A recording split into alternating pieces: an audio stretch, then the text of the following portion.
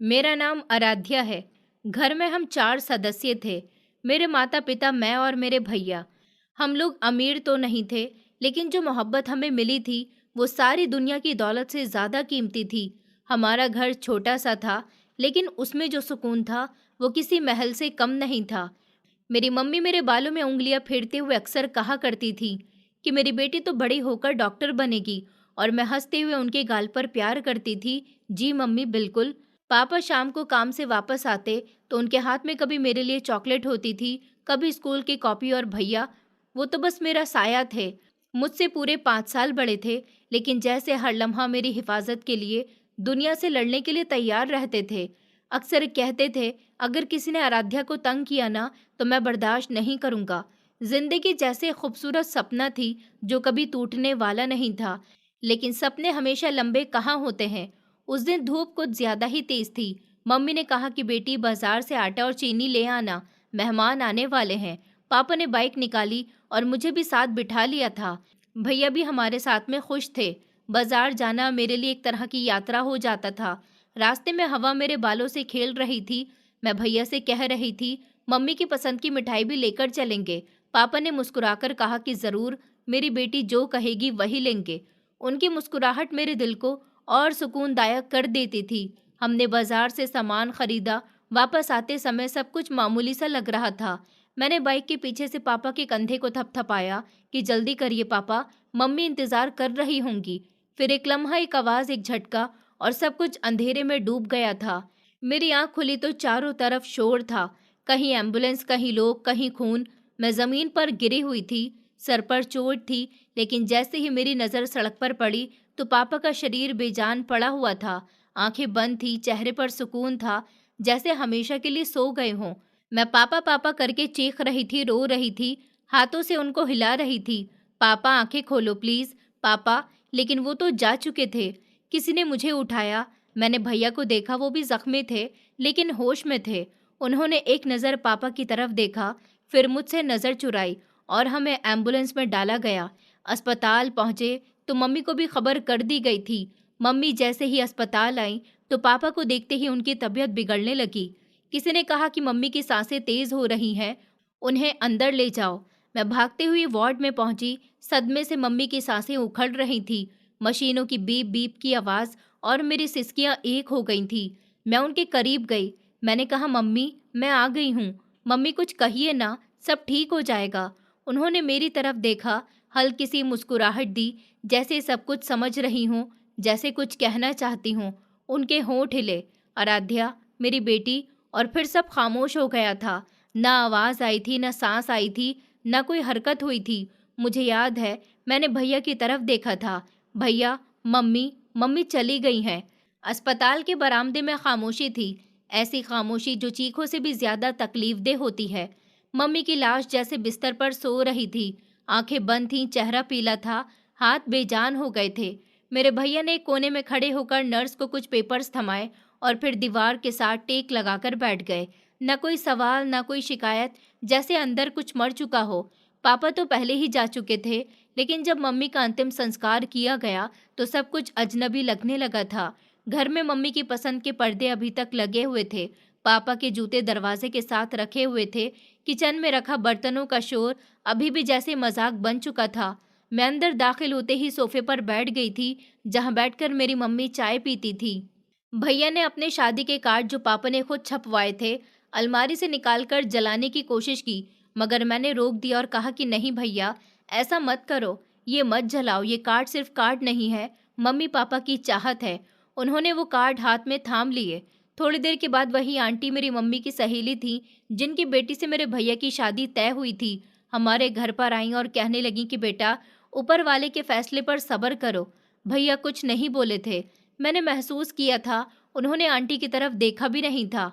Usha aunty की बेटी, जिसे मेरे भैया की सगाई हो चुकी थी, एक बार हमारे घर पर आई थी, सर झुकाकर। शायद उन्हें अंदर से अंदाजा हो गया था कि वो एक ऐसे घर में दाखिल होने जा रही हैं जहां अभी मौत का दुख कम नहीं हुआ। मैंने इसके बाद अक्सर भैया को खामोशी से बैठे हुए पाया था। वो सुबह जल्दी निकल जाते थे और शाम को वापस आकर अपने कमरे में बंद हो जाते थे। मेरे लिए इस घर में रहना मुश्किल होता जा रहा था। हर कमरा, हर चीज मम्मी पापा की याद दिलाती थी। कुछ दिन के बाद रिश्तेदारों का आना जाना भी बंद हो गया था। उषा आंटी ने दोबारा से शादी की बात छेड़ी थी। कहा था कि शादी सिंपल तरीके से कर लेते हैं। भैया ने सर हिलाया। ना हाँ में जवाब दिया और ना ही ना में। आंटी ने मेरी तरफ देखा और कहने लगी कि बेटा, तुम ही समझाओ अपने भैया को। मैंने कहा ठीक है, मैं समझाती हूँ। मम्मी की जगह खाली थी, पापा के आशीर्वाद खो गए थे, लेकिन मैं जानती थी कि भैया की खुशी इसी में थी कि हम उन्हें अकेला छोड़ दें। अगले महीने सिंपल तरीके से भैया की शादी रखी गई थी। मैंने भैया से दिन के समय पूछा था, भैया आप शादी के लिए तैयार हैं? उन्होंने सर झुकाते हुए कहा था कि मम्मी पापा होते तो शायद ये दिन कुछ और ही होता। अगले महीने मोहल्ले के एक छोटे से मंदिर में सिंपल तरीके से शादी हो गई थी। उषा आंटी ने अपनी बेटी और दामाद को आशीर्वाद दिया था। न कोई बैंड बाजा, न बारात, न हंसी मजाक, न खुशी। जैसे शादी नहीं हुई, कोई फर्ज अदा किया गया हो। रोहिणी भाभी घर आ गई थी। मैंने दरवाजे पर खड़े होकर उनकी आरती की थी और उनका स्वागत किया था, लेकिन वो कुछ कहे बिना अंदर चली गई थी। कमरे में खामोशी थी, जैसे सब कुछ शांत हो गया हो। अगले दिन शाम को मैंने खाने की टेबल पर काफी सारे व्यंजन बनाए थे, लेकिन खाने के दौरान किसी ने एक शब्द भी नहीं कहा था। मैंने महसूस किया था कि अब हमारे बीच सिर्फ एक खामोशी भरा दुख है जो हमें आपस में जोड़ने के बजाय दूर कर रहा है। भैया खाने के बाद छत पर चले गए थे। मैं और भाभी एक ही कमरे में बैठे हुए थे, लेकिन शब्द नहीं बदले थे। भाभी कभी कभी मुझे ऐसे देखती थी जैसे मैं उनकी जिंदगी की वजह बन गई हूँ। मैंने कुछ नहीं कहा, लेकिन अंदर एक बेचैनी बढ़ने लगी थी। भाभी के आने के बाद से ही घर का माहौल बदलने लगा था। वो रस्म रिवाज को नहीं मानती थी, लेकिन मैंने कोशिश की थी कि किसी चीज की उनको कमी महसूस नहीं होने दूं। मैंने उनके लिए चाय बनाई थी, कमरा साफ किया था, उनके कपड़ों के लिए जगह अलग से निकाल ली थी, मगर वो सब कुछ ऐसे देखती थी जैसे मैं कोई नौकरानी हूँ। सुबह जब वो किचन में आई, मैं पहले से ही चाय रख चुकी थी। कहने लगी कि अगर तुमने सब कुछ संभाल ही लिया है तो मैं क्यों आई हूँ। मैंने नरमी से कहा कि नहीं भाभी, आप आराम कीजिए, अभी कल ही तो आपकी शादी हुई है। वो मेरी बात पर मुंह मोड़कर चली गई थी। भैया ने शुरू में कुछ नहीं कहा था। वो ऑफिस में बिजी रहते थे और घर आकर चुपचाप अपने कमरे में चले जाते थे। मैं और भाभी एक ही छत के नीचे होते, लेकिन हर बात में खिंचाव आ जाता था। एक दिन मैंने मम्मी के पुराने कपड़े बहुत हिफाजत से रखे हुए थे, जो अब भाभी ने स्टोर रूम में फेंक दिए थे।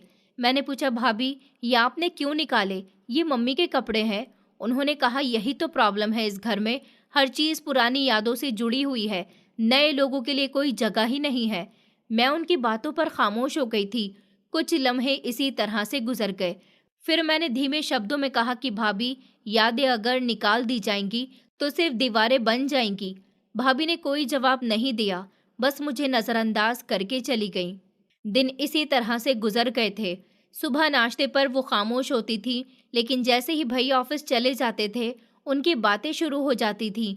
कभी कहती, तुम्हारा अंदाज ही अजीब है, हर समय सीरियस रहती हो, जैसे हम लोग किसी बहुत बड़े सदमे से गुजर रहे हैं। मैं कोशिश करती थी कि मैं भाभी की बातों को नजरअंदाज कर दूं, लेकिन दिल में एक चुभन सी रहती थी। एक दिन भैया जल्दी घर आ गए थे। भाभी ने फौरन कहा कि आराध्या ने आज खाने में नमक ज्यादा डाल दिया था, शायद ध्यान कहीं और रहता है इसका। भैया ने मेरी तरफ देखा और कहने लगे कि तुम्हें कितनी बार कहा है, ख्याल रखा करो। मैंने सर झुकाकर कहा कि भैया, मैंने जानबूझकर नहीं किया था, लेकिन किसी ने नहीं सुना, नहीं समझा। एक दिन मैं कपड़ों पर प्रेस कर रही थी, भैया की शर्ट जैसे ही मेरे हाथ में आई, भाभी ने आकर वो छीन ली और कहने लगी कि अब ये तुम्हारा काम नहीं है, मैं उनकी पत्नी हूँ, उनके काम खुद कर लूंगी, समझी तुम? मैंने सिर्फ हाँ में सर हिला दिया था। मुझे लड़ने का कोई हक नहीं था और ना ही सफाई देने का फायदा था।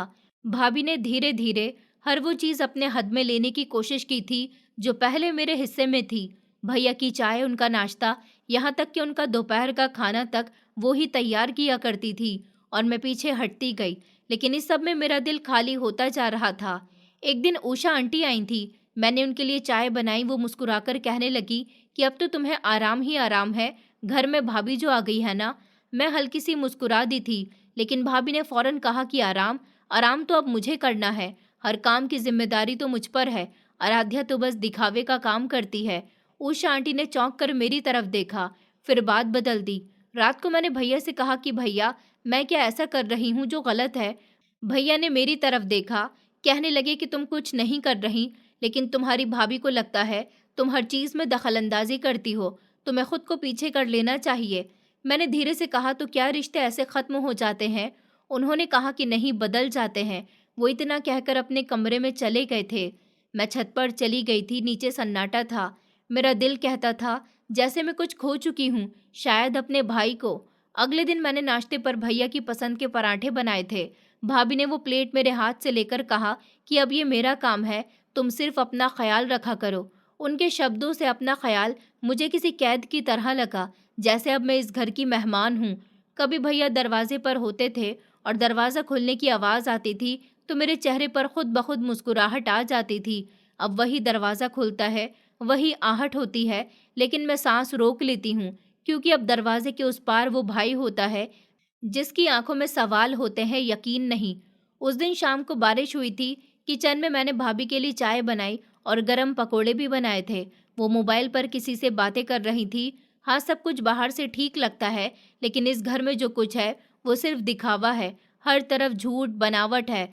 मैं सब सुनने के बावजूद भी अनजान बनकर चाय रखकर आ गई थी। वो बात खत्म करके बोली कि ये पकौड़े भी शायद तुमने सिर्फ मेरे दिल में जगह बनाने के लिए बनाए हैं। मैंने नरमी से कहा कि नहीं, मौसम अच्छा था, बस ख्याल आया इसीलिए बना लिए। उसी लम्हे भैया अंदर दाखिल हुए। मैंने कहा, भैया मैंने चाय बना ली है, आपके लिए भी लाती हूँ। भाभी कहने लगी कि आज मत लाना, आज मैं खुद बना लूंगी, तुम्हें तकलीफ न हो। उनके शब्दों में बहुत ही ताने छुपे हुए होते थे और भैया ने कुछ भी कहे बिना हाँ में सर हिला दिया था। मैं चुपचाप किचन के कोने में जाकर खड़ी हो गई थी। रात का खाना खाते हुए भैया ने कहा कि आराध्या, तुम आजकल अपनी भाभी से बहुत उखड़ी उखड़ी सी रहने लगी हो। मैंने चौंक कर कहा कि भैया, क्या मतलब है आपका? मैं तो हमेशा भाभी से इज्जत से बात करती हूँ। भाभी ने फौरन बात संभाल ली। कहने लगी कि नहीं, कुछ खास नहीं, बस कभी कभी शब्दों में कड़वाहट आ जाती है, मुझे बुरा नहीं लगता। मैंने भैया की तरफ देखा, लेकिन वहाँ खामोशी थी, सवाल भी थे, शक भी था। उसी रात भैया ने खुद मुझसे कहा कि आराध्या, थोड़ा फासला बेहतर होता है, रिश्ते को सांस लेने दो। मैंने सिर्फ इतना कहा, क्या रिश्ते फासले से मजबूत होते हैं? जवाब में वो खामोश रह गए। कई दिन गुजर गए थे।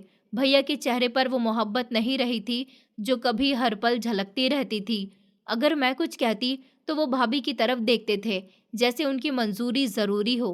कभी अगर वो कमरे में होते और मैं कुछ पूछने आ जाती तो भैया बात खत्म करके कहते कि अब तुम जा सकती हो। एक दिन मैं बीमार हो गई थी, बुखार था, शरीर में दर्द हो रहा था। मैं बिस्तर पर थी। भाभी आई और कहने लगी कि ये सब तुम्हारी कमजोरी है, हर समय जज्बाती बनने से क्या मिलता है तुम्हें? मैंने मुश्किल से कहा कि मुझे दवाई दे दो भाभी, बुखार बहुत तेज है। कहने लगी कि खुद ले लो दवाई, इतनी बड़ी हो गई हो। इतना कहकर वो चली गई थी। शाम को भैया आए, मैंने कमरे से सुना। भाभी ने कहा कि तुम्हारी बहन को आजकल नाटक करने की आदत हो गई है। बुखार है, लेकिन मेरा दिल कहता है कि ये सब वो अपनी तरफ करने के लिए कर रही है। मैं दीवार के पास खड़ी सब सुनती रही थी। फिर भैया के कदमों की आहट सुनाई दी। वो मेरे कमरे के बाहर रुके, दरवाज़ा खोलने की हिम्मत नहीं हुई, फिर वापस चले गए। मैंने ब्लैंकेट में मुंह छुपा लिया था। किसी के शब्दों से ज़्यादा किसी की खामोशी तकलीफदेह होती है। अगले दिन किचन साफ करते हुए मम्मी की पुरानी नोटबुक निकली। उसमें उनके लिखे हुए नुस्खे थे। कुछ देर मैं उनको पढ़ती रही। भाभी आई और कहने लगी कि ये फिजूल चीज़ें क्यों उठा रखी हैं, पुरानी बातें छोड़ दो, नई जिंदगी जियो। मैंने नोटबुक बंद कर दी थी। यादें बांधने की कोशिश वैसे भी बेकार जाती है। अब भैया का व्यवहार बहुत अलग था। वो सुबह जल्दी निकलते थे, रात को देर से आते थे, मेरे करीब बैठते भी थे तो नज़रें नहीं मिलाते थे। एक दिन मैंने खुद उनसे पूछा कि भैया, बहुत कुछ बदल गया है, बहुत कुछ नहीं बदला। उन्होंने कहा कि नहीं, बस वक्त आगे बढ़ रहा है, हमें भी बढ़ना चाहिए। मैंने एक पल को सोचा कि वक्त बदलता है या लोग। कोई जवाब नहीं मिला, सिर्फ दरवाज़ा बंद होने की आवाज़ रह गई थी। कमरे के कोने में रखी बैग के अंदर मैंने यूनिवर्सिटी की नई फीस की रसीद रखी। खामोशी से भैया का इंतज़ार किया। कई दिनों से दिल में बस एक बात थी कि पढ़ना है। पापा का सपना था, मम्मी का आशीर्वाद था, और मुझे लगता था कि अभी कुछ नहीं बिगड़ा। भैया कमरे में आए तो मैंने हिम्मत की और कहा कि भैया, मैंने इंटर कंप्लीट कर लिया है, अब मैं कॉलेज में जाना चाहती हूँ। मैं फॉर्म भर चुकी हूँ, सिर्फ आपकी परमिशन चाहिए। भैया पहले तो खामोश रहे, फिर धीरे से बोले कि ये वक्त पढ़ने का नहीं है, हालात ठीक नहीं। मैंने थोड़ा हौसला दिया। भैया पापा चाहते थे कि मैं डॉक्टर बनूं, उनके सपने के लिए। इतने में ही भाभी अंदर आ गईं, कमर पर हाथ रखकर कहने लगी कि ये वक्त पढ़ने का है या छत पर खड़े होकर लड़कों से नजर मिलाने का। भाभी की बात सुनकर मेरे कदम जमीन से हट गए थे। मैंने कहा, क्या कहा आपने? भैया के चेहरे का रंग भी बदल चुका था। भाभी ने कहा, ये सब कुछ क्या हो रहा है छत पर? मैंने डरते हुए कहा कि नहीं भैया, ऐसा कुछ भी नहीं है। लेकिन वो मेरी बात सुने बिना मेरी तरफ बढ़े। कहने लगे, तो फिर तुम मेरा नाम रोशन कर रही हो। उन्होंने मेरा बाजू पकड़ा और कहने लगे, क्या मैं इतना अंधा हो गया हूँ कि मुझे कुछ समझ नहीं आ रहा? मेरी आंखों में आंसू आ गए थे, लेकिन शब्द जैसे खामोश हो गए थे।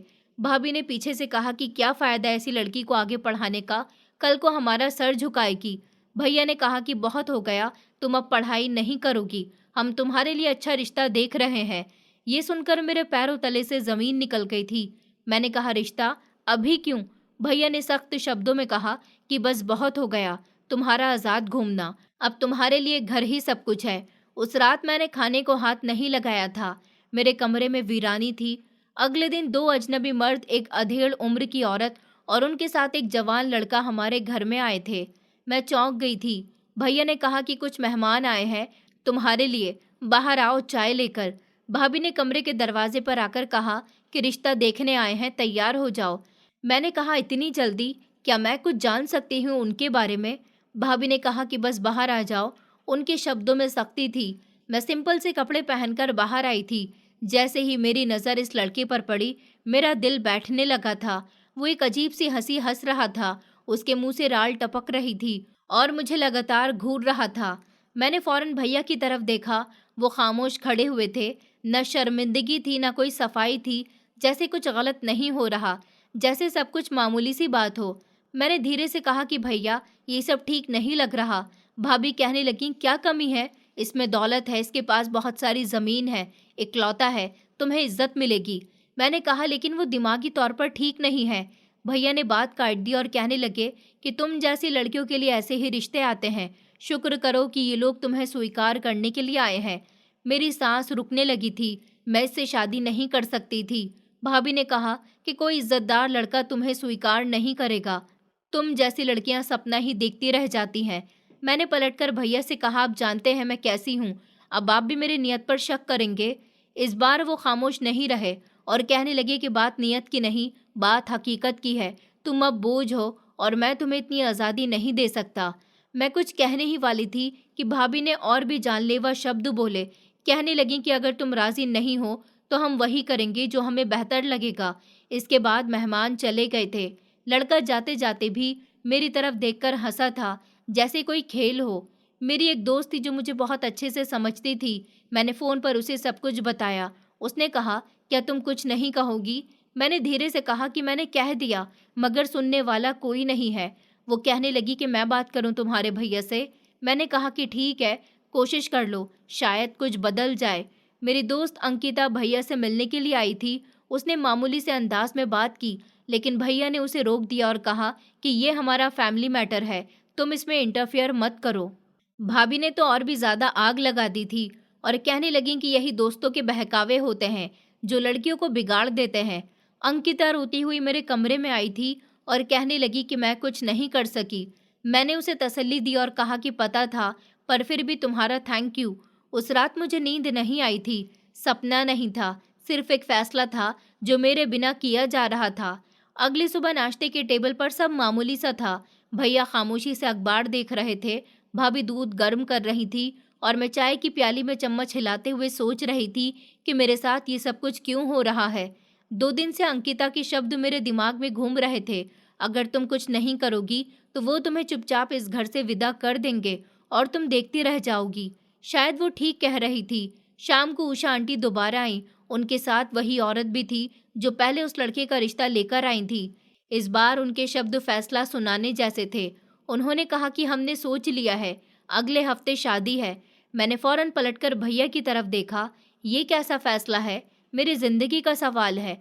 उन्होंने नजर चुरा ली थी, जैसे सवाल गैर जरूरी हो चुका था। भाभी ने मुस्कुराकर कहा कि सब कुछ आसानी से हो जाएगा, बस तुम मान जाओ, तुम्हारे हक में यही बेहतर है। मैंने तेज आवाज में कहा कि वो लड़का ठीक नहीं है, मैं एक पागल से शादी नहीं करूंगी। भैया ने अखबार टेबल पर रखते हुए कहा कि बस बहुत हो गया, तुम अपने लिए फैसला करने की पोजीशन में नहीं हो। मैंने भैया को रोकते हुए कहा कि मैं एक लड़की हूँ और लड़की का क्या कोई हक नहीं होता? क्या वो कम से कम अपनी शादी पर भी अपनी एडवाइस तो दे ही सकती है? भाभी कहने लगी कि तुम जैसे लोगों के लिए यही बेहतर है कि खामोशी से विदा हो जाओ और दूसरों को सुख चैन लेने दो। वो शब्द सीधा मेरे दिल पर लगे थे।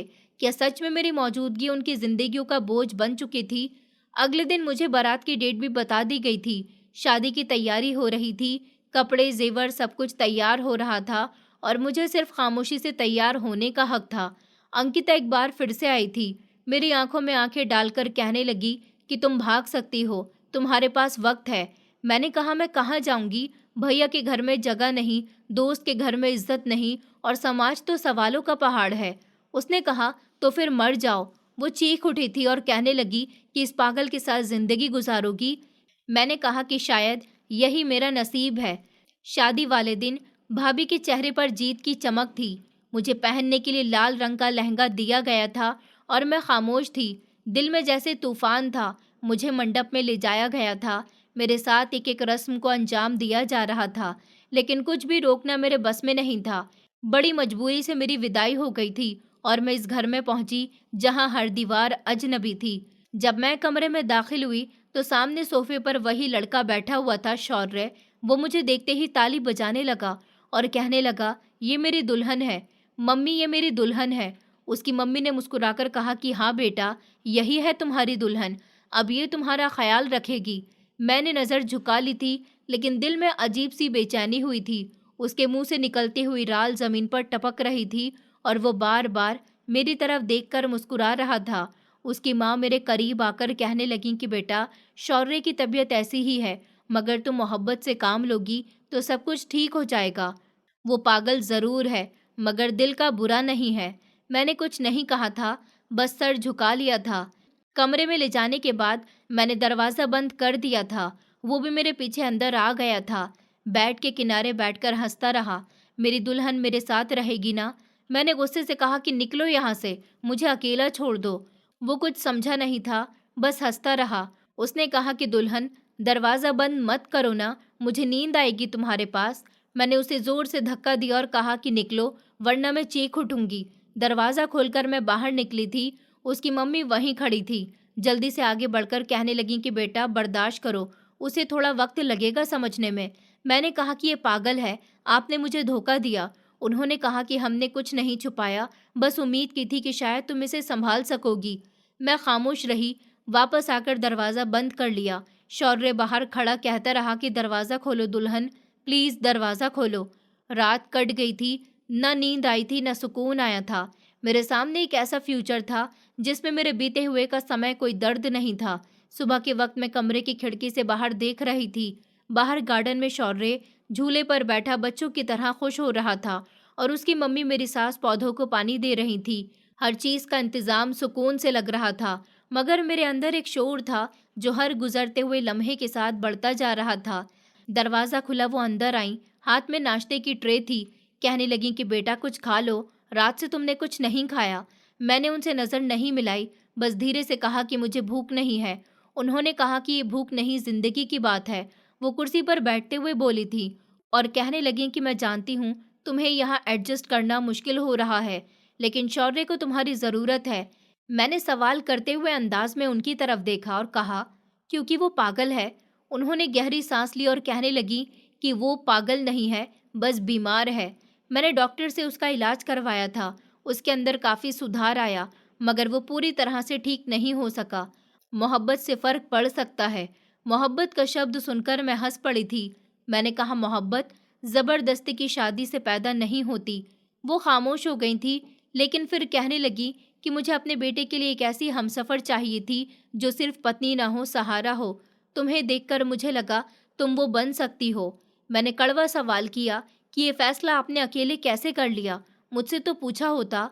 उन्होंने कहा कि वक्त नहीं मिला था, हालात ऐसे हो गए थे और तुम्हारे अपने घर वालों ने भी तो कुछ नहीं कहा। क्या सच में मेरे अपने ही तो सब कुछ तय कर चुके थे? इसके बाद हर दिन एक जैसा गुजरने लगा था।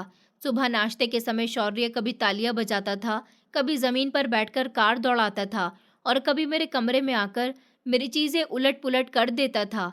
मैंने एक दिन उसकी मम्मी से कहा कि कम से कम इसे मेरे कमरे से दूर रखा कीजिए, मुझे कुछ वक़्त चाहिए। उन्होंने फिर नरमी से कहा, इसे तुम्हारी आदत डालनी है, नहीं तो वो और बिगड़ जाएगा। ऐसा लगता था जैसे मैं एक मरीज़ हूँ, जैसे दूसरा मरीज़ सँभालने के लिए मुझे मजबूर कर दिया गया है। रात के समय मैं छत पर चली गई थी। आसमान की तरफ देखती रही और सोचती रही, क्या सच में मैं अब कभी वापस नहीं जा सकती? क्या यही मेरा नसीब है? एक दिन अंकिता अचानक से आ गई। मेरी सास ने खुशी-खुशी उसे अंदर बुलाया था। उन्होंने कहा कि तुम आराध्या की दोस्त हो, वो बहुत ही तारीफ करती है तुम्हारी। मैंने चौंक कर देखा, मैंने तो उनसे कोई तारीफ नहीं की, किसी की भी। अंकिता मुस्कुराने लगी और कहने लगी कि आंटी, मैं बस आराध्या को देखने के लिए आई थी। काफी दिन हो गए थे। हम दोनों कमरे में गए, मैंने दरवाजा बंद किया। अंकिता ने फौरन मेरे चेहरे को देखा और कहने लगी कि तुम तो बहुत कमजोर हो गई हो, सब ठीक है ना? मैंने आंखें फेर ली। उसने कहा कि क्या लगता है, शौर्य की हालत वैसी ही है? मैंने कहा कि नहीं, अब वो ज्यादा चुप है, लेकिन बातें अजीब सी करता है। कभी कभी मुझे शक होता है कि वो सच में पागल है भी या नहीं। अंकिता ने बैग से एक छोटी सी शीशी निकाली और कहने लगी कि यह दवाई है। मेरे चाचा होम्योपैथिक के डॉक्टर हैं, कह रहे थे कि ये दिमागी कमजोरी के मरीजों के लिए है, धीरे धीरे असर करती है। मैंने हैरानी से पूछा, ये दवाई है या? वो मेरी तरफ देखकर कहने लगी, समझो दवाई है और जानलेवा भी। चीज का फर्क सिर्फ नियत में होता है। तुम उसे ये रोज चाय में 2 बूंद मिलाकर दे दो और अगर कुछ हो गया तो कुछ नहीं होगा, मरेगा नहीं, बस कमजोर हो जाएगा, फिर तुम जो चाहो करो। मैंने शीशी पकड़ ली थी, हथेली में बंद की और बिना कुछ कहे अपने बैग में रख दी थी। उसने जाते जाते कहा कि याद रखो, कोई खुद तुम्हें छुटकारा नहीं देगा, खुद ही रास्ता बनाना पड़ता है। उस रात जब मैंने चाय बनाई, हाथ कांप रहे थे। शौर्य अपने कमरे में बैठा टीवी पर कार्टून देख रहा था। मैंने चाय में 2 बूंद दवाई डाली और उसके सामने रखी। वो कहने लगा कि ये चाय तुमने बनाई है? मैंने धीरे से कहा कि हाँ। उसने कहा, मुझे तुम्हारी चाय अच्छी लगती है। उसके शब्दों ने मेरे दिल को हल्की सी हिचकिचाहट में डाल दिया था, लेकिन मैं खामोश रही। वो चाय पीता रहा और मैं उसे देखती रही। ये पहला दिन था और शायद पहली रात भी, जहां मैं एक नई साजिश की बुनियाद रख रही थी। लेकिन सच ये था कि मैं कैद थी, तन्हाई की, बेबसी की और इस फैसले का जिसका मैंने कभी सपना भी नहीं देखा था। चाय का कप उसके हाथ में था। मैंने शीशे की तरफ देखा। 2 बूंद, बस 2। वो चाय की पहली चुस्की लेता तो मेरा दिल जोर से धड़कने लगता था, लेकिन वो हंसता था और कहने लगा कि आज की चाय में कुछ खास बात है। मैं पलटकर किचन की तरफ मुंह कर लेती थी ताकि मेरी आंखों में छुपी हुई चालाकी वो पढ़ न सके। पहला दिन गुजर गया था, फिर दूसरा, फिर एक हफ्ता गुजर गया और मैं हर दिन चाय में 2 बूंदे दवाई मिलाती रही। सास खुश थी कि मैं अपने पति का ख्याल रख रही हूँ। वो हमेशा कहती थी कि बेटा, तुमने तो मेरे शौर्य को बदल दिया है, अब वो तुम्हारे साथ ज्यादा टाइम गुजारने लगा है। पहले तो वो कमरे में बंद रहता था। मैं सिर्फ हल्का सा मुस्कुरा देती थी, कुछ कहे बिना। सच में शौर्य बदलने लगा था। उसकी हरकतें अब पहले जैसी मासूम या अजीब नहीं लगती थी। वो अब कभी कभी मुझसे पूरे शब्दों में बात करता था, किसी किताब को उलटता पलटता, और एक दिन तो उसने अपनी शर्ट खुद प्रेस करने की जिद की थी। मैंने चौंक कर कहा कि ये तुम क्या कर रहे हो? वो कहने लगा कि कोशिश कर रहा हूँ, शायद तुम्हें थोड़ा इम्प्रेस कर सकूं। मैंने नज़र चुरा ली थी, लेकिन दिल में एक झटका जरूर लगा था। वो शब्द मामूली नहीं थे। एक दिन जब मैं चाय देकर वापस पलटी, कमरे के दरवाजे से देखा, वो आईने के सामने बालों में कंघी कर रहा था, बहुत सीरियस तरीके से। न कोई हरकत, न कोई चीख, न तालियां बजाना। अगले दिन मैं रोज की तरह चाय में दवाई डाल रही थी जब पीछे से आवाज आई, कितनी बूंदें डाली हैं? आज मेरे हाथ से चम्मच लगभग गिर गया था। मैं पीछे पलटी तो शौर्य दरवाजे के पास खड़ा हुआ था। मैंने उसके चेहरे को देखा और कहा कि मतलब? मैंने घबराकर पूछा था। उसने मुस्कुराकर कहा कि बस ऐसे ही पूछा, तुम रोज चाय में कुछ डालती हो ना? उसकी बात सुनकर मेरी आवाज गले में अटक गई थी। वो मेरे पास आया, कप थामा और एक ही घूंट में पी गया और कहने लगा, मुझे तुम्हारी चाय से प्यार है। वो इतना कहकर निकल गया था। वो शब्द मेरे लिए बिजली बन गए थे। अगर वो सब कुछ जानता है तो क्या ये सब नाटक कर रहा था? ये जानलेवा चीज अपना असर खो चुकी है।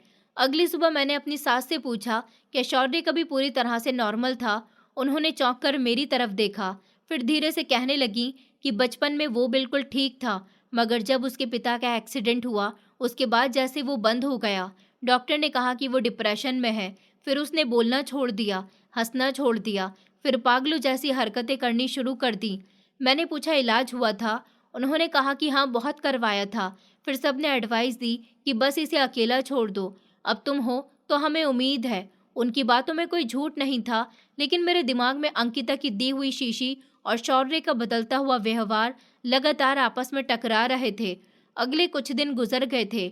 शौर्य ने न सिर्फ अपना कमरा ठीक किया था, बल्कि एक दिन मुझे किताब लाकर दी थी और कहने लगा कि ये तुम्हारे लिए है। सुना था कि तुम डॉक्टर बनना चाहती हो। मैंने चौंक कर किताब पकड़ी और कहा कि तुम्हें कैसे पता? वो हंसा और कहने लगा, क्या पागल लोग सब कुछ नहीं समझते? मैंने ध्यान से उसके चेहरे की तरफ देखा। उसका चेहरा बिल्कुल नॉर्मल था, वो ही अंदाज, बातचीत, सब कुछ। उस रात मैंने चाय में दवाई नहीं मिलाई थी। शौर्य ने चाय पी, कुछ नहीं कहा, लेकिन जाते जाते कहने लगा कि आज टेस्ट बदला बदला सा है। मैं जान चुकी थी कि वो सब कुछ जान चुका है। अब हर कदम फूक फूक कर रखना पड़ रहा था। अंकिता को फोन किया कि तुमने जो दवाई दी थी वो क्या सच में जानलेवा जहर था? वो हंसने लगी और कहने लगी कि तुम कह रही थी शौर्य मर जाए तो तुम्हारी जान छूट जाएगी, क्या वो जिंदा है अभी भी? मैंने कहा वो बदल रहा है, जैसे कुछ जानता हो। अंकिता खामोश हुई, फिर कहने लगी कि हो सकता है तुम जो जानलेवा चीज उसे दे रही हो वो उस पर असर ना कर रही हो। मैंने बात काट दी थी, ये शायद वो पागल ही ना हो। अब मैं खुद कंफ्यूजन में आ गई थी। जिसे मैं कमजोर कर रही थी वो और मजबूत होता जा रहा था। जिसे मैं बीमार समझ रही थी वो अब मुझे पलटकर देख रहा था। मेरे हर कदम पर अब एक सवाल साया बन चुका था। क्या मैं कैद हूँ या वो कैद है? अब खुद मुझसे आज़ादी मांग रही है। रात के समय जब मैं कमरे में दाखिल हुई तो शौर्य दरवाजे के पास खड़ा था। हाथ में तौलिया, बाल थोड़े से गीले थे और उसकी आंखों में एक अलग सी चमक थी। वो आईने के सामने खड़ा हुआ बालों में कंघी फेर रहा था। उसके कपड़े साफ सुथरे थे, शर्ट के बटन पूरे बंद थे, जूतों के लेस भी ठीक से बंधे हुए थे। वो बिल्कुल भी वैसा नहीं लग रहा था जैसे कुछ हफ्ते पहले था। उसके चेहरे पर वैसी अजीब हंसी नहीं थी, नराल टपक रही थी, हरकतें, सब कुछ नॉर्मल सा था, बल्कि वो बहुत ज्यादा सीरियस लगने लगा था। उसने मेरी तरफ देखकर मुस्कुराकर कहा कि चाय नहीं लाई आज? मेरा दिल एक लम्हे के लिए धड़कना भूल गया था। मैंने नजर चुराकर कहा कि बस अभी बनाती हूँ। मैं किचन में गई, लेकिन हाथ कांपने लगे थे। चूल्हा जलाया, पानी रखा और वो शीशी जिसकी बूंद मैं रोज चाय में शामिल करती थी हाथ में ली। लेकिन आज बहुत कुछ अलग था। मैंने वो शीशी टेबल पर रख दी और चाय बिना किसी मिलावट के बनाई थी। जब चाय लेकर कमरे में दाखिल हुई तो वो अपनी पुरानी डायरी खोलकर बैठा हुआ था, कुछ पुराने नोट्स देख रहा था। मैंने कप उसके करीब रखा। वो कहने लगा कि आज खुशबू कुछ और है। उसने कप थामते हुए कहा था। मैंने हल्के शब्दों में पूछा, क्यों, बाकी दिनों की चाय खराब थी क्या? उसने नजरें मुझ पर गाड़ दी थी और हल्की मुस्कुराहट के साथ कहने लगा कि नहीं, बस आज वो खास दवाई शामिल नहीं की गई। उसकी बात सुनकर मेरे पैरों तले से जमीन निकल गई थी। मैंने कोशिश की थी कि चेहरे के एक्सप्रेशन काबू में रखूं। मैंने कहा, क्या मतलब है? उसने कहा, वही जो तुम समझ रही हो। मैं खामोश रही। उसने चाय का घूंट लिया, जैसे मजाक से ज्यादा कुछ कहना चाहता हो। फिर कहने लगा कि आराध्या, शुरू शुरू में जब तुम रोज ही चाय देती थी मैं सोचता था कि ये मोहब्बत का असर है। फिर मैंने वो टेस्ट महसूस करना शुरू किया जो हर रोज अलग होता जा रहा था। मैंने धीरे से कहा, तो तुमने चाय टेस्ट करवाई थी?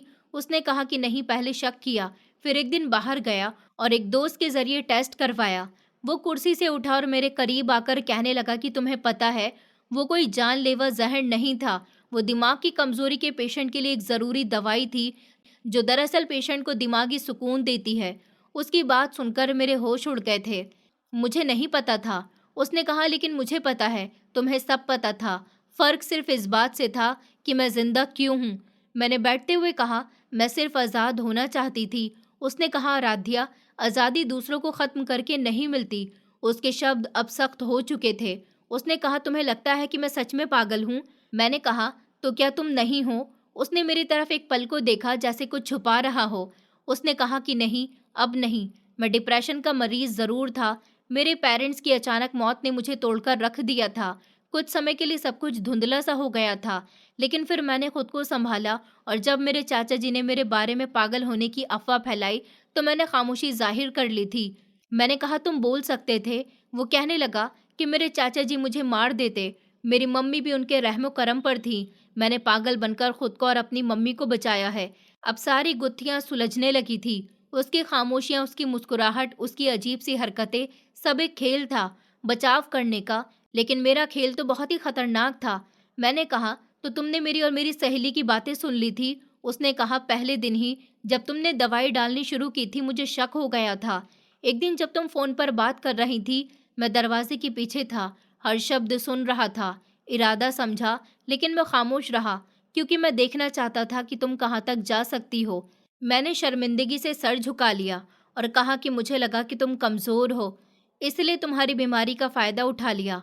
वो खामोश खड़ा रहा, फिर धीरे से बोला कि मैंने तुम्हें माफ़ कर दिया, लेकिन सब कुछ वहीं से शुरू नहीं हो सकता जहाँ तुमने छोड़ा था। मैंने कहा, तो अब क्या होगा? उसने कहा कि अब कुछ भी नहीं हो सकता, लेकिन एक बात याद रखो, जो चेहरा तुमने मेरे पीछे सोचा था वो सिर्फ तुम्हारी आंखों का धोखा था। वो दरवाजे की तरफ बढ़ा और जाते जाते कहने लगा कि कल से चाय मत बनाना, मैं खुद ही बना लूंगा।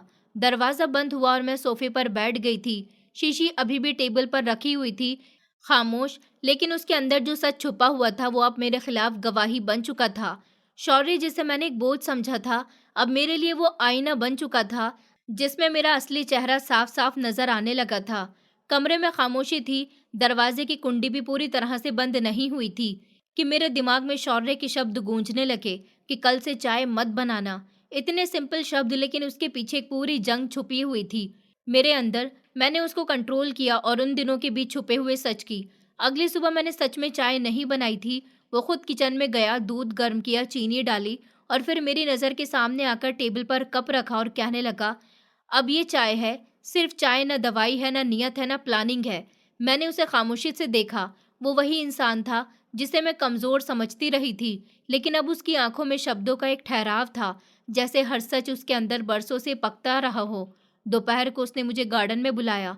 हम दोनों एक साथ कुर्सियों पर बैठे थे। मेरी सास अंदर थी। वो कुछ देर खामोश रहा, जैसे सोच रहा हो कि कहाँ से बात की शुरुआत की जाए। फिर कहने लगा कि पता है आराध्या, मेरी जिंदगी तुमसे बहुत पहले बिखर चुकी थी और तुम्हारे आने से इस बिखरे हुए पन में एक और धक्का लगा था, लेकिन शायद अब एक मौका भी था। मैंने नजर नहीं मिलाई, वो बोलता रहा। मेरे पापा की मौत एक हादसा नहीं थी, बल्कि साजिश थी। उनकी जमीन, बिजनेस, सब मेरे चाचा की नजर में था। जैसे ही पापा इस दुनिया से गए, चाचा जी ने मौका पा लिया। शुरू में तो उन्होंने मेरे साथ नरमी दिखाई, फिर दबाव डालने लगे कि मैं सब कुछ उनके नाम कर दूं। मैंने इनकार किया तो उन्होंने मेरे खिलाफ एक प्लान बनाया। मुझे दिमागी पेशेंट कर देने की कोशिश की गई। उन्होंने डॉक्टर को पैसे दिए, झूठे कागजात तैयार करवाए, मुझे ऐसे अस्पताल में एडमिट करवाया जहां मुझ पर एक्सपेरिमेंट किए जा रहे थे। मैंने हैरानी से पूछा, फिर तुम वापस कैसे आए? उन्होंने कहा कि अस्पताल के डॉक्टर्स में से एक डॉक्टर ने सच्चाई पहचान ली थी और मेरी मम्मी को बता दिया था। तब मम्मी मुझे वापस लाई थी, लेकिन तब तक काफ़ी देर हो चुकी थी। सारे रिश्तेदारों में और मेरी फैमिली ने मुझे पागल साबित कर दिया था। मैंने सोचा, अगर मैं चाचा जी के सामने नॉर्मल आया तो वो दोबारा से कोशिश करेंगे, इसलिए मैंने वही रूप ओढ़ लिया जो उन्हें सही लगता था। फिर शादी का जिक्र आया। चाचा जी को लगा कि अगर मेरी शादी हो गई तो क्या फ़र्क पड़ेगा, मैं तो एक बेअकल इंसान हूँ। लेकिन माँ ने तुम्हें पसंद किया, शायद उन्हें लगा कि तुम मेरा इलाज बन सकती हो। मैंने धीरे से कहा, और तुमने कुछ नहीं कहा? वो बोला, कुछ नहीं कहा, क्योंकि मैं जानना चाहता था कि जब एक मामूली लड़की को एक स्पेशल कंडीशन में रखा जाए तो वो क्या चुनती है, वो समझ, बदला या सब्र। मैंने गहरी सांस ली और कहा कि जो तुमने पाया वो जानलेवा चीज़ थी। वो मुस्कुराने लगा और कहने लगा, हाँ, जानलेवा जहर। लेकिन दिलचस्प बात यह है कि वो जानलेवा चीज़ मुझे मार नहीं सकी, बल्कि शायद उसी ने मुझे और भी ज़्यादा होशियार कर दिया। मैंने कहा, तुम्हें कब शक हुआ? उसने कहा, जब तुमने पहली बार चाय के टेस्ट को बदला। मैंने सोचा कि शायद इत्तेफाक है, लेकिन फिर तुम्हारी नज़रें बदलने लगीं। तुम्हारा व्यवहार और हर वो चीज़ ये इशारा दे रही थी कि तुमने ज़रूर कुछ किया है। मैंने कहा, तो फिर तुमने कुछ क्यों नहीं कहा? उसने कहा, क्योंकि मैं देखना चाहता था कि तुम खुद कहाँ और किस हद तक जाओगी। मैंने धीरे से कहा कि मुझे लगा तुम कमज़ोर हो, पागल हो, एक ऐसा इंसान जिसके साथ रहना एक सज़ा है। उसने कहा, और मैंने लगने दिया। मैंने कहा, क्योंकि मेरे अंदर जो फैसला करवाया गया था वो मेरे भैया का था, बिना हकीकत जाने, बस कुछ सुनकर और मानकर। अब मेरी नज़रें भी उससे नहीं बच सकी। वो मुझे ऐसे देख रहा था जैसे पहली बार देखा हो। मैंने पूछा, तो अब? उसने कहा, तुम्हारे सामने अब वो इंसान बैठा है जो खुद को बचाने के लिए पागल बन गया, लेकिन तुम्हें बचाने के लिए चुप रहा। मैंने कहा, मुझे बचाने के लिए? उसने कहा कि हाँ, क्योंकि जब मैंने तुम्हारी सहेली की आवाज़ सुनी तो मैं जान गया था कि तुम उस समय वो फैसला कर रही हो जो तुम्हारे बस में नहीं। तुम सिर्फ एक बेबस लड़की थी जिसे सबने धक्का दिया था। मैंने कहा, और तुमने मुझे माफ़ कर दिया? उसने कहा कि नहीं, मैंने खुद को माफ़ कर दिया कि मैंने तुम्हें इतना करीब आने दिया, लेकिन तुम्हें समझा और समझकर खामोश रहा हूँ। मैंने कहा, तो क्या अब हम दोनों सिर्फ सच के साथ जिंदा रह सकते हैं? और वो सच ये है कि हम दोनों ने एक दूसरे को आजमाया है, जख्मी किया है। उसने कहा कि लेकिन अब वक्त है कि हम नए तरीके से सोचें। मैंने अपनी नज़र गार्डन में हिलते हुए फूलों पर जमा ली थी। शायद अब वही मेरे अंदर खिलने वाले नए मौसम की पहचान थे। और शौर्य, जिसे मैंने कभी नहीं समझा था, अब मेरे सामने एक पूरे इंसान के तौर पर खड़ा हुआ था, सच्चाई की शक्ल में। शौर्य की बातों के बाद कमरे का माहौल जैसे बदल गया था। शब्दों के बीच कोई खाली जगह नहीं बची थी, न कोई शक था, न कोई पर्दा था। मेरे पास अब छुपाने को कुछ भी नहीं था, लेकिन अजीब बात यह थी कि उसके शब्दों में ना तो ताना था, ना बदला था, जैसे वो सब कुछ पी चुका हो। 2 दिन गुजर गए थे। वो रोज के मुताबिक नाश्ता बनाता, चाय लाता और मेरे लिए कुर्सी खींचकर रख देता था। खामोशी बरकरार रहती थी, लेकिन अब वो बोझल नहीं लगती थी। सच की रोशनी शायद इतनी तेज होती है कि आंखें चुंधिया जाती हैं, पर वक्त के साथ दिखाई भी सब कुछ देने लग जाता है। उस दिन शौर्य जल्दी घर वापस आया था। उसके हाथ में एक फाइल थी। मुझे देखकर सीधा ड्राइंग रूम में गया था, मम्मी को बुलाया और कुछ कागजात दिखाने लगा। मैं दरवाजे के पीछे खड़ी सब कुछ सुन रही थी। उसने कहा, मम्मी, ये सब मेरे वकील ने तैयार किया है। उसकी मम्मी ने कहा कि ये सब क्या है बेटा? शौर्य ने कहा कि मम्मी, ये चाचा के खिलाफ सबूत है, जमीन के जाली दस्तावेज हैं, सिग्नेचर की नकल और पापा के एक पुराने दोस्त का बयान। सब कुछ तैयार है, कल पुलिस साथ जाएगी। उसकी मम्मी ने एक लम्हे के लिए कुछ कहना चाहा, फिर रुक गई और कहने लगी कि ये सब कब से चल रहा था? शौर्य ने कहा, ये सब तो काफी समय पहले से चल रहा है, लेकिन अब बहुत हो चुका। अब टाइम आ गया है उन्हें जवाब देने का। अगली सुबह पुलिस आई। चाचा के घर पर छापा पड़ा। कुछ लोग हक्का बक्का रह गए थे, कुछ चर्चा कर रहे थे। शौर्य खामोशी से खड़ा रहा, सिर्फ एक शब्द कहा कि ये मेरे पिता का हक था और अब ये मेरा फर्ज है। मैं दूर से खड़ी हुई सब कुछ देख रही थी। उस दिन के बाद वो न सिर्फ मेरे लिए बल्कि अपने लिए भी नई पहचान बन चुका था। शाम को जब वो गार्डन में बैठा तो मैं पहली बार उसके करीब आकर खुद बैठ गई थी। मेरे हाथ में चाय का कप था, लेकिन मैंने पहले चुस्की लिए बिना पूछा, क्या तुम सच में मुझे माफ कर चुके हो? उसने मेरी तरफ देखा, धीरे से कहने लगा, अगर नहीं करता तो कभी तुम्हें ये सब नहीं बताता। मैंने कहा, तो क्या तुम सब कुछ भूल जाओगे? उसने कहा कि नहीं, कुछ जख्म वक्त के साथ दब जाते हैं, लेकिन निशान रहते हैं। तुम भी याद रहोगी, तुम्हारी नीयत भी, तुम्हारा डर भी, लेकिन मैं ये सब अपने दिल में कैद नहीं रखना चाहता। मैं खामोश रही। इतने में मोबाइल पर अंकिता का मैसेज आया कि तुम आज़ाद हो गई। मेरे दिल में कुछ चुभा नहीं। मैंने उसे कॉल किया और कहा कि तुमने जो मुझे दवाई दी थी वो जानलेवा चीज़ नहीं थी। वो हंसने लगी और कहने लगी, मैंने तुमसे कब कहा था कि वो असली जानलेवा चीज़ है? बस तुम्हें वो कदम उठाने का हौसला देना था जो तुम अकेली नहीं उठा सकती थी। मैंने कहा, तो तुमने मुझे झूठे भरोसे के साथ खेलने दिया? उसने कहा कि आराध्या, मैंने तुम्हें सिर्फ वो दिखाया जो तुम देखना चाहती थी। तुम्हें एक रास्ता दिया, फैसला तुमने खुद किया। मैंने मोबाइल बंद कर दिया। समझ आ गया था कि अंकिता ने शायद मेरा भला चाहा था, लेकिन वो रास्ता, वो नियत, सब कुछ गुमराह थी। रात को जब मैंने शौर्य के लिए खाना लगाया तो वो कुछ बिना कहे मेरे पास आकर बैठ गया था। मैंने प्लेट उसके सामने रखी। वो खामोश रहा, फिर धीरे से मेरे हाथ पर अपना हाथ रखा। मैंने पूछा, अब हम क्या करेंगे? उसने कहा, जैसे नॉर्मल लोग जिंदगी गुजारते हैं वैसे ही गुजारेंगे। न तुम मुजरिम हो, न मैं मरीज हूँ। मैंने धीरे से कहा, क्या सच में हम दोनों दोबारा अपनी जिंदगी शुरू कर सकते हैं? उसने कहा कि हाँ, बिना शर्त के। अब कोई खेल नहीं होगा, सिर्फ सच होगा और हम दोनों होंगे। उसने पहली बार मेरे हाथ को मजबूती से पकड़ा था, जैसे यकीन दिला रहा हो कि ये रिश्ता अब कच्चे धागे से नहीं, पूरे विश्वास के साथ बंधा है। अगले दिन वो मेरे साथ बाजार गया था। एक किताबों की दुकान से उसने मेरे लिए मेडिकल की एक बुक खरीदी थी और कहा कि तुम अभी भी डॉक्टर बनना चाहती हो तो सारा रास्ता खुला हुआ है। मैं खुश हो गई थी। वो रास्ता जो मैंने बंद समझा था, आज मेरे पति ने दोबारा खोल दिया था। वो पति जिसे मैंने कभी स्वीकार ही नहीं करना चाहा था। जब हम वापस आए तो मम्मी दरवाजे पर खड़ी थी। उनके चेहरे पर सुकून था। उन्होंने कहा कि बेटा, तुम दोनों को देखकर लगता है जैसे घर में खुशबू दोबारा लौट आई हो। शौर्य ने दरवाज़ा खोलते हुए कहा और मेरी तरफ देखा कि हमने जो कुछ खोया था शायद वो लौट नहीं सकता, लेकिन जो हमारे पास है वो काफ़ी है नए सफ़र के लिए। मैंने हमें सर हिलाया था। अब मेरे पास वो सब कुछ था जो एक नई शुरुआत चाहता था। माफ़ी, समझ और एक साथ थामे हुए हाथ। सुबह के वक्त घर में एक नई खुशी महसूस हो रही थी। मेरा पति किचन में नाश्ता बना रहा था, मम्मी टेबल पर अखबार पढ़ रही थी और मैं अपने कमरे की खिड़की के पर्दे ठीक कर रही थी। सब कुछ ऐसा लग रहा था जैसे बरसों की धुन छूट चुकी हो। शौर्य ने टेबल पर नाश्ता रखा और तेज आवाज में कहा कि आराध्या, अगर चाय में कुछ डालना है तो अब शहद डाल देना, जानलेवा जहर नहीं। मम्मी ने चौंक कर शौर्य को देखा और मैं मुस्कुरा दी थी। मैंने कहा अब चाय में सिर्फ टेस्ट होगा, नाटक नहीं। हम दोनों के बीच अब वो खामोशी नहीं रही थी जो कभी हर बात से पहले आ जाती थी। बातों में हल्की सी छेड़छाड़ और रोज एक दूसरे की फिक्र होती थी। उसमें मेरे पति की बातों की रोशनी भी शामिल हो चुकी थी। उसी शाम भैया का फोन आया। उन्होंने कहा कि मैं और तुम्हारी भाभी तुमसे मिलना आना चाहते हैं, तुमसे कुछ कहना है मुझे। मैंने हिचकिचाते हुए कहा कि भैया आप आ जाओ, शौर्य भी घर पर है। शाम को जब वो आए तो मम्मी ने दरवाज़ा खोला। भाभी की नज़र झुकी हुई थी, चेहरे पर तानों की लहर नहीं थी जो कभी हर बात में छुपे होते थे। अब सब कमरे में बैठे हुए थे। भैया ने एक लम्हे की खामोशी के बाद कहा कि आराध्या, मैंने तुम्हें पहचानने में बहुत देर कर दी और जो तुम पर गुजरी इसमें मेरा हिस्सा सबसे ज्यादा था। भाभी ने नज़र उठाकर मुझे देखा और कहने लगी कि आराध्या, शायद मैं उस घर के लिए तैयार ही नहीं थी जहां माता पिता का साया न हो और तुमसे मुकाबला करना अपना फर्ज समझ बैठी।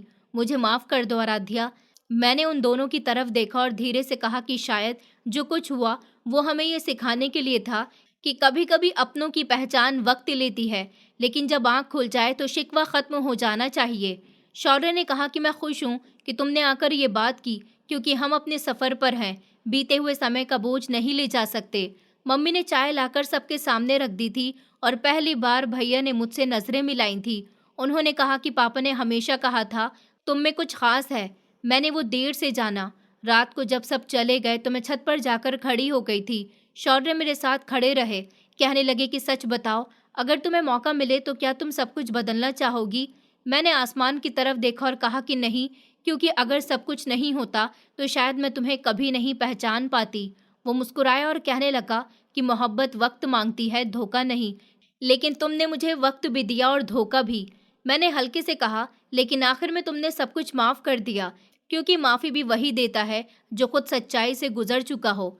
अगले दिन मैंने फैसला किया कि अब वक्त है कुछ मामूली बातों पर हंसने का, कुछ छोटे सफर पर जाने का। हम दोनों शहर की पुरानी झील के किनारे गए थे, वही झील जहाँ कभी शौर्य अपने पिता के साथ जाया करता था।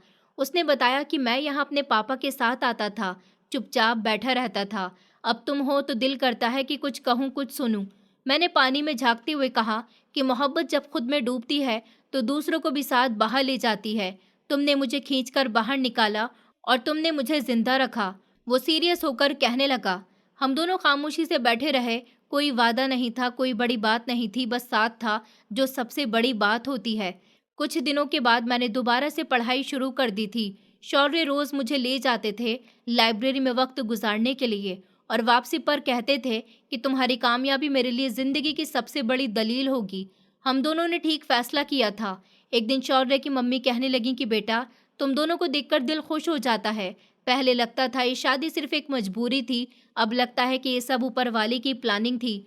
मैंने उनके हाथ पकड़े और कहा कि मोहब्बत हमेशा प्लानिंग नहीं होती, कभी कभी अंजाम भी होती है। रात को जब मैं अपनी डायरी लिख रही थी, शौर्य कमरे में आए, मेरे हाथ से पेन लेकर कहा कि अब कुछ मेरे लिए भी छोड़ दो, मुझे भी तुम्हारी तारीफ में कुछ लिखना है। उन्होंने मेरा हाथ पकड़ लिया और कहा कि तुम मेरी जिंदगी की असली हकीकत हो। मैंने अपनी डायरी बंद की, लाइट ऑफ की और दिल में कहा कि मैं उससे मोहब्बत करना चाहती थी, लेकिन उसने खुद ही मोहब्बत करना सिखा दिया। कभी कभी जानलेवा दवाई नहीं होती, सबसे बड़ी दवाई होती है मोहब्बत। सच्ची मोहब्बत वक्त और सब्र और सच्चाई से जीत दिला देती है, ना कि शक साजिश से। कभी कभी जिसे हम बोझ समझते हैं वही जिंदगी की सबसे बड़ी ताकत बन जाता है। दोस्तों, उम्मीद करती हूँ आपको हमारी कहानी पसंद आई होगी। कहानी पसंद आई है तो वीडियो को लाइक करें, चैनल पर नए हैं तो चैनल को सब्सक्राइब करें और हाँ, नोटिफिकेशन बेल को ज़रूर दबाएं ताकि अगली अपडेट सबसे पहले आपको मिले।